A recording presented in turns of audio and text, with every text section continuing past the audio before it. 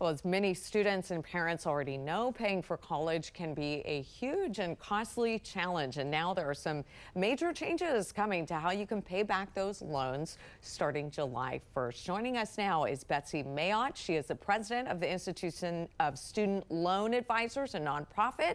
Betsy, thank you so much for taking the time to be with us. My pleasure. And first, this is something people may not have known about, but it is going to impact millions of borrowers. Walk us through, please, what is changing. Oh boy, where do I start?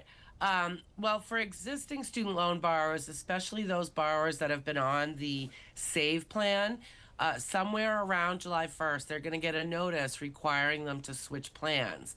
And which plans they're eligible for may also be changing, depending if they're borrowing new loans on or after July 1st of 2026. Some plans are going away, so borrowers do need to educate themselves from a long-term planning perspective what plan is going to be best for them. And there are new reduced loan limits. What should families, Betsy, keep in mind about paying for college under those new limits? Yeah, this is really changing the landscape. Congress did a pretty drastic reduction in the amount that both parents of undergraduate students can borrow, as well as what graduate and professional students can borrow. Parent borrowers are now restricted to no more than $20,000 a year per dependent undergraduate student, and no more than $65,000 total for each student. So that means not just figuring out how we're going to pay for this year and worry about next year. You need to plan for that whole degree program to make sure you don't run out of federal funding. And yeah, go ahead, Betsy. I have a follow-up there. Yeah, and from the graduate student side, they got rid of Graduate Plus loans. So most graduate students will only be able to borrow $20,500 a year. I mean, we know college is so expensive. If the borrowing is not enough there, do families have other options? They do. I mean, there is a market for private student loans, but those can be, approached with caution. They can have very high interest rates. They can have variable interest rates and very high interest rates, and they often don't have the safety nets and protections that federal student loans do.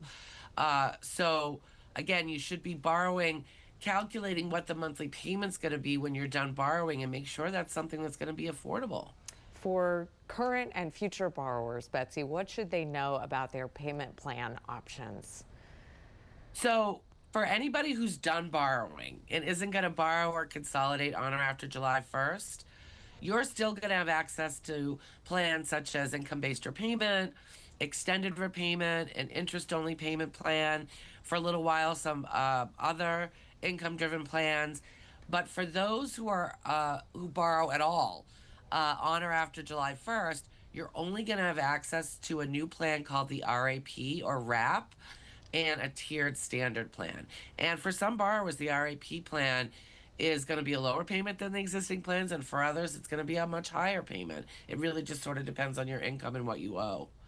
Definitely take the time to go research where you're at, what is best for you following that July 1st changeover period. Betsy, where's the best place borrowers can go to get some help navigating these changes if they still have questions and they want to go to a reputable source? Well, shameless plug, our organization, TISLA, our mission is to provide free student loan advice to all consumers. So people can go to freestudentloanadvice.org.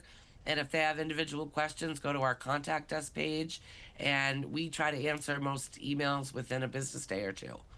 Perfect. Betsy Mayotte, the president of the Institute of Student Loan Advisors. Betsy, thank you so much for taking the time to join us. Thanks for having me. All right.